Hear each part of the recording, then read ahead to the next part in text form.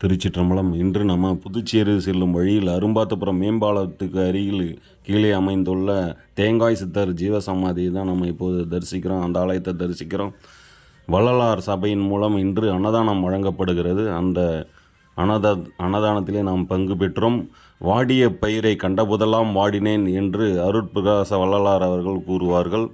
அருட்பெரும் ஜோதி அருட்பெரும் ஜோதி தருப்பெரும் கருணை அருட்பெரும் ஜோதி எம்பெருமான் மகாதேவ ஆதி சிவபெருமான் இங்கு காட்சி தருகின்றார். தேங்காய் சித்தர் அவர்கள் பக்தர்களில் ஏதேனும் வினைகள் இருந்தால் தேங்காய் கொண்டு வர சொல்லி தேங்காயை உடைத்து அவர்களை கர்ம வினைகளை போக்கினார், துன்பங்களை போக்குவார். அப்படிப்பட்ட மகான் இந்த பகுதியில் மூலகுலத்திலிருந்து இந்த பகுதிக்கு வந்தவர். அவருடைய முக்தி அடைந்த போது இங்கே அவருடைய ஜீவசமாதி அமைய பெற்றுள்ளது. ஜீவசமாதியின் மீது சிவலிங்கம் வைத்து பூஜைகள் நடைபெற்று கொண்டிருக்கிறது.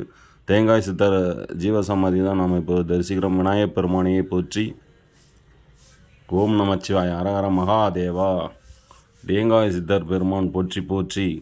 இங்கு அகத்திய முனிவர், இடைக்காடா சித்தர், அப்பா பைத்திய சாமிகள், இப்படி பல்வேறு சித்தர்களுடைய உருவமும் அமையப்பெற்றுள்ளது. ஓம் நமச்சிவாய அரஹர மகாதேவா. சம்போ மகாதேவா. எந்நாடுடைய சிவனையை போற்றி, எந்நாட்டவர்க்கும் இறைவா போற்றி.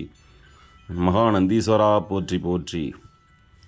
முருகப்பெருமானே போற்றி. அடுத்தது முருகப்பெருமானை தரிசிக்கிறோம். முருகப்பெருமானை போற்றி போற்றி. வெற்றிவேல் முருகனுக்கு அரோகரா. திருச்சிற்றம்பலம்.